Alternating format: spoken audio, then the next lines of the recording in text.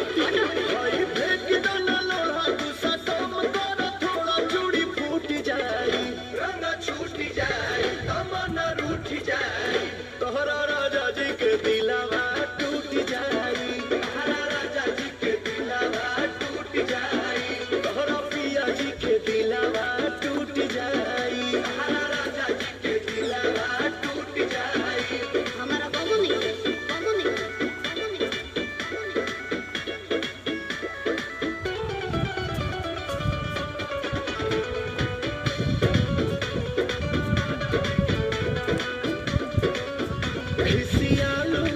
रिसियालू कहे गरम आलू तो फेंक देलू आलू कहे चालू तो बोला ना चालू कहे हमसे भइल बाटे भागी धोखा एही आलू के मिस देब चोखा बुझाई देबू नहीं खाए काका बोला हम कमाए चितर फूट जाए अरे दिल टूट खाए दिल टूट खाए अच्छा तोहरा राजा जी के दिलवा